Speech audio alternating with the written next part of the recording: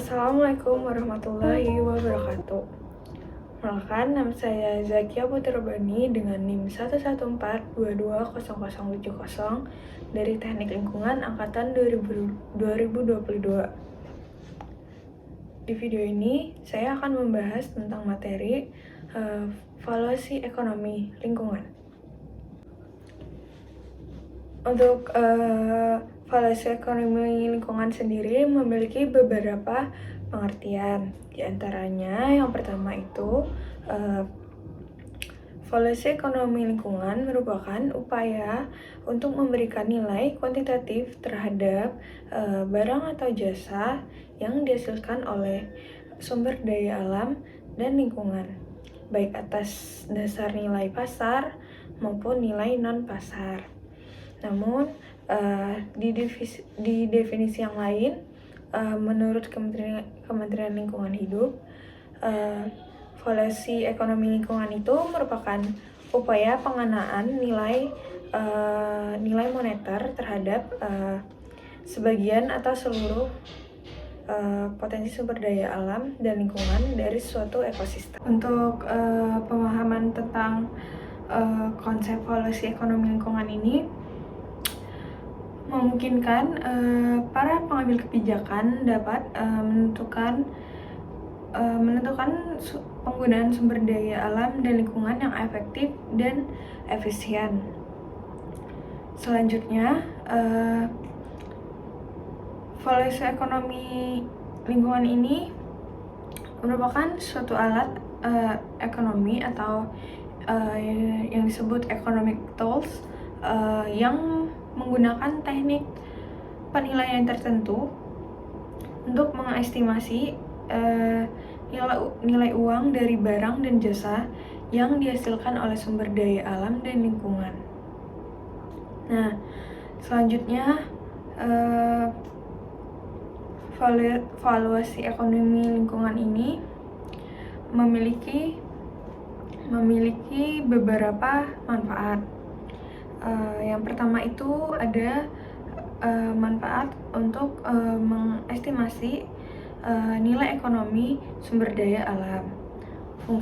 Manfaat yang kedua yaitu memperkirakan dampak potensial atau sosial ekonomi dari suatu kegiatan.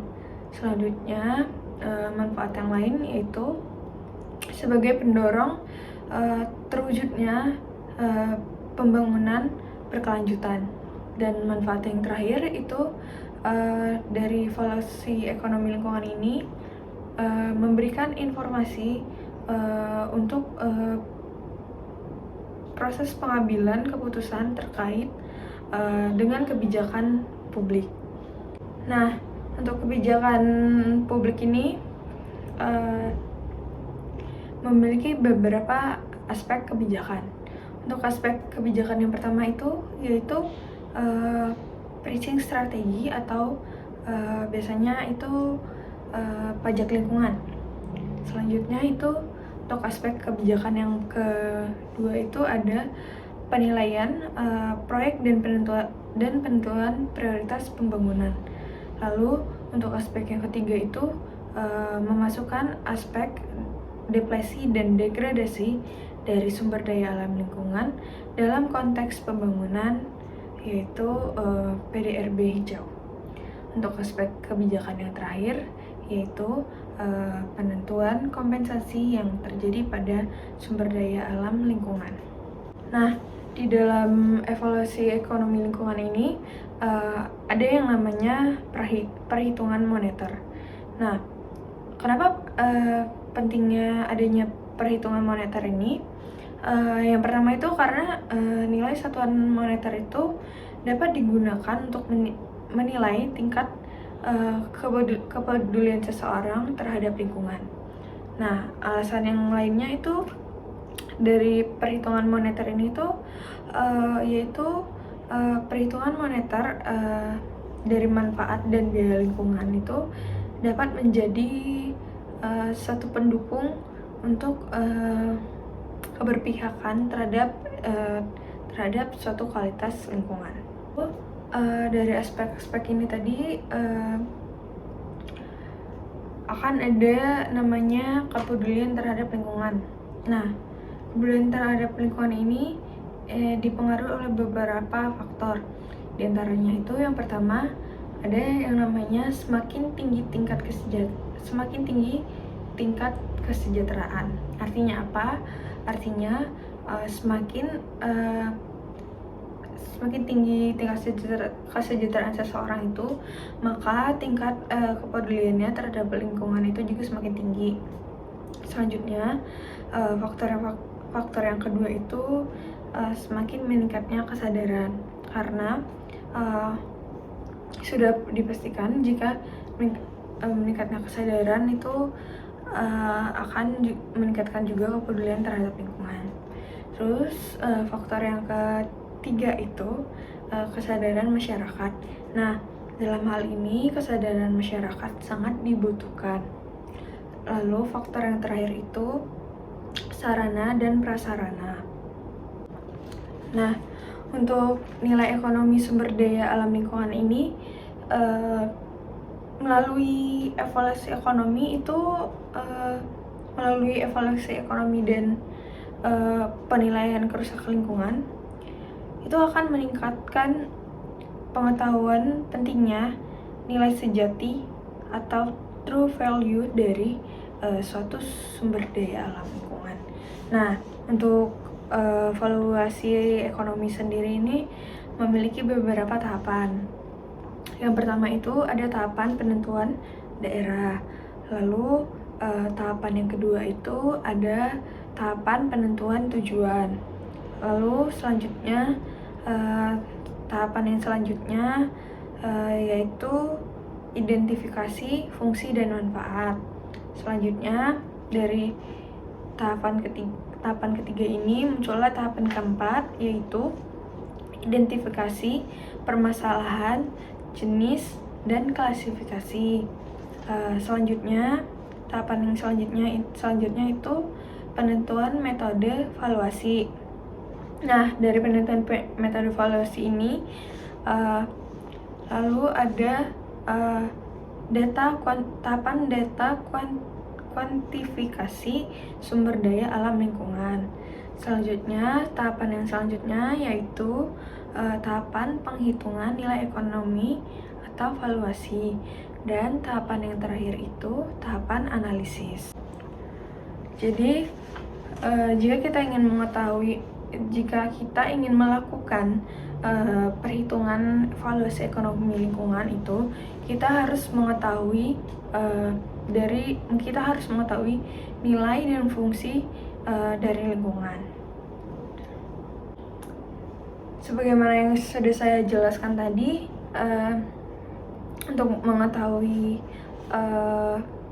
melakukan perhitungan valuasi ekonomi lingkungan, kita terlebih dahulu harus mengetahui fungsi dari sumber daya alam lingkungan. Nah, sumber daya alam lingkungan ini memiliki beberapa fungsi. Yang pertama itu ekologi, fungsi ekonomi, dan fungsi sosial. Nah, contoh kecilnya itu contohnya misalnya sungai. Nah, untuk fungsi ekologinya itu dia di sungai itu terdapat biota seperti ikan. Nah, untuk fungsi ekonominya itu bisa dilihat dari sisi ekonominya itu kita masyarakat bisa memanfaatkan ikan ini untuk dijual atau untuk dimanfaatkan untuk kepentingan ekonomi. Lalu untuk fungsi sosialnya yaitu dari sungai ini bisa dibuat tempat rekreasi. Lalu selanjutnya sumber daya alam lingkungan ini memiliki beberapa peran. Peran yang pertama itu sumber daya alam lingkungan ini berperan dalam menyuplai input energi dan material untuk proses produksi. Contohnya itu minyak bumi, kayu, biji besi, dan lain-lain. Selanjutnya, peran dari sumber daya alam lingkungan itu sebagai penyerap sisa produksi dan konsumsi, seperti limbah domestik, dan emisi dari pembakaran bahan bakar minyak. Selanjutnya, peran yang selanjutnya yaitu sumber daya alam lingkungan ini sebagai sumber langsung dan perbaikan kualitas hidup manusia. Contohnya apa? Contohnya yaitu keindahan alam pegunungan dan keanekaragaman flora dan fauna. Untuk peran yang terakhir yaitu sumber daya alam lingkungan ini memiliki peran sebagai penyedia dukungan kehidupan dasar atau basic life support. Contohnya pengaturan iklim global, daur ulang nutrien, dan masih banyak yang lainnya. Untuk sumber daya alam lingkungan sendiri memiliki konsep nilai. Itu ada dua. Yang pertama itu ada nilai langsung dan nilai tidak langsung. Nah, untuk nilai langsung sendiri itu merupakan layanan sumber daya alam yang dapat dirasakan secara langsung bagi kita manusia. Contohnya itu, kalau nilai langsung itu contohnya itu air jernih yang bisa langsung diminum atau dinikmati ketika kita berwisata ke suatu tempat. Lalu kalau nilai tidak langsung itu layanan sumber daya alam lingkungan yang dirasakan melalui mekanisme pasar. Contoh dari nilai tidak langsung ini yaitu air jernih yang diambil oleh pabrik minuman, lalu kita baru bisa dikonsumsi oleh kita. Baiklah, selanjutnya ada tentang hubungan valuasi ekonomi dengan penghitungan barang sumber daya alam. Jadi untuk valuasi ekonomi itu untuk penghitungan barang dan untuk penghitungan barang sumber daya alam dan jasa lingkungan itu lebih relevan karena apa? Karena yang pertama karena dapat digunakan untuk memudahkan perbandingan antara nilai lingkungan hidup dan nilai pembangunan sosial ekonomi dalam menetapkan daya dukung alamiah atau lingkungan. Selanjutnya, alasan yang kedua itu karena merupakan bagian integral dari prioritas pembangunan sektoral berdimensi kewilayahan dalam optimalisasi aspek pertumbuhan, aspek pemerataan, dan konservasi sumber daya alam.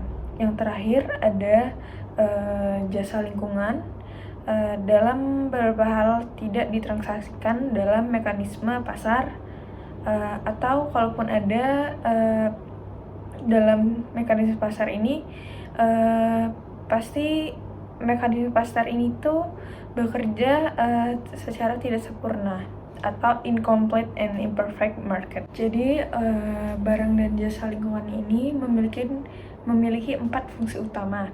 Yang pertama itu berfungsi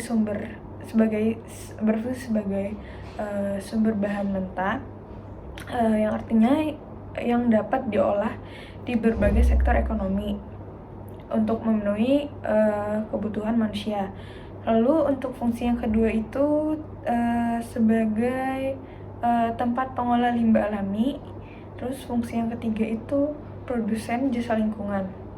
Serta fungsi yang terakhir itu pemberi jasa atau pelayanan langsung kepada kita manusia seperti pantai dan pemandangan yang indah, memberikan kesenangan melalui kegiatan-kegiatan seperti pariwisata dan rekreasi.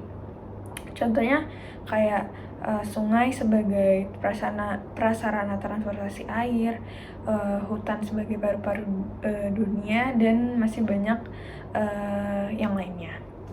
Sekian video dari saya. Jika ada kesalahan, saya mohon maaf. Saya akhiri. Wassalamualaikum warahmatullahi wabarakatuh.